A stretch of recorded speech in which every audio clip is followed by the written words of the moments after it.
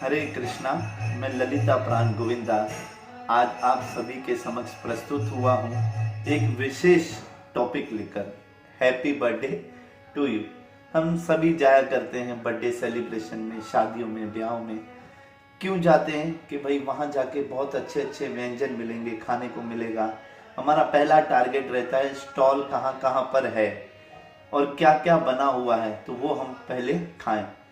दूल्हा क्या है, दुल्हन क्या कर रहे हैं, या उनको क्या, हमारा उद्देश्य क्या है वहां जाने का। हमारा एक ही उद्देश्य रहता है वहां जाने का कि हम अपनी पेट पूजा करके वापस आ जाएं और उनको लिफाफा देकर आए, जो प्रेजेंट है वो गिफ्ट कर दें। हमारी ड्यूटी पूरी। उसने हमको इसके लिए बुलाया था, हम जाके करके आए। लेकिन क्या वाकई में यही है हमारा उद्देश्य जाने का?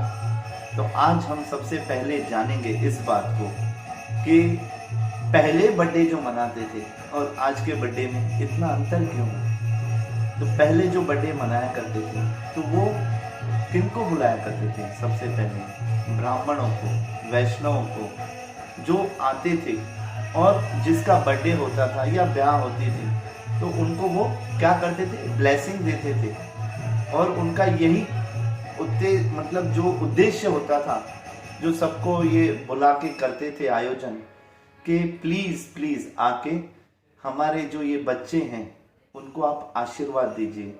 उनको आशीर्वाद ये दीजिए कि उनका जीवन का लक्ष्य क्या है। लक्ष्य मतलब उनको मानव जीवन मिला है। आज कुत्ते बिल्ली जन्मदिन नहीं मना सकते या जानवरों का हैप्पी बर्थडे नहीं होता है, लेकिन हम इंसानों का हम मनाते हैं। और वो मनाने का सबसे बड़ा उद्देश्य ये है कि उस दिन ज्यादा से ज्यादा लोग आए और उनको ब्लेसिंग दे।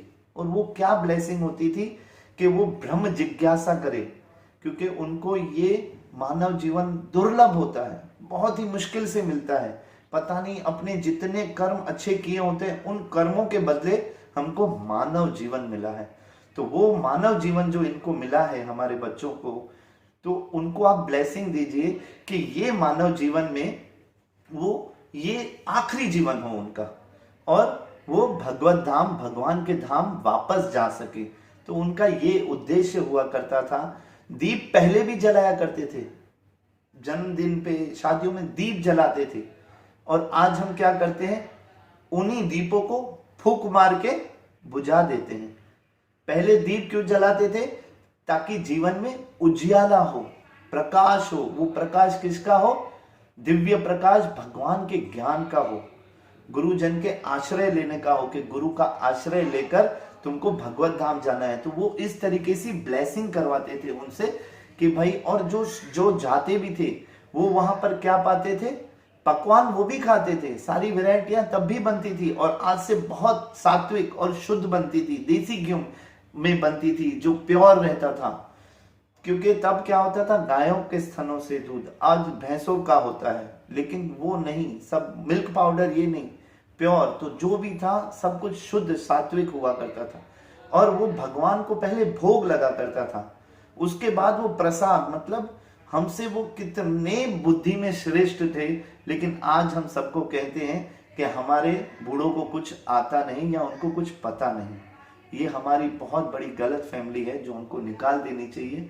वो हमारे भविष्य के बारे में इतनी चिंता करते थे कि वो ये सोचते थे कि ये बूढ़ा हो जाएगा, बाद में बीमारी आएगी और उसके बाद मृत्यु पाएगा, वापस जन्म लेगा, उसके लिए मैं इसका जन्मदिन मनाऊं और उसका ऐसा जन्मदिन मनाऊं कि वहां पर हरि कथा हो, भगवान की कथा हो। वो देवी देवताओं का आवाहन करते थे। और वो देवी देवताओं का आवाहन कैसे करते थे? जहां पर भगवान की कथा होगी तो वहां देवी देवता उपस्थित खुद ही हो जाएंगे और वो आके क्या करेंगे? वहां ब्लेसिंग करेंगे। वो कैसे ब्लेसिंग करेंगे? आज अगर हम राम कथा करेंगे तो हनुमान जी वहां आएंगे ही और आके क्या करेंगे? उसको ब्लेसिंग करेंगे।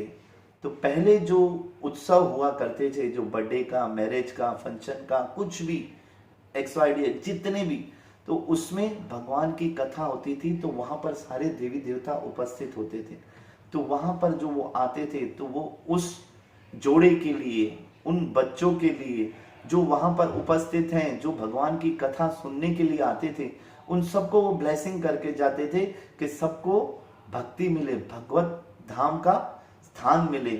क्योंकि मनुष्य जीवन बहुत दुर्लभ है। देवता भी इस जीवन के लिए तरसते हैं। वो कहते हैं काश हमको भी ये मनुष्य जीवन मिल जाए तो हम भी भगवान के नाम का भजन लें, क्योंकि उनके पास, देवताओं के पास इतना ऐश्वर्य होता है, सीमा पार होता है, जो हमारे समझने के परे है। इतना कुछ ऐश्वर्य होता है उनके पास कि वो भक्ति नहीं कर पाते।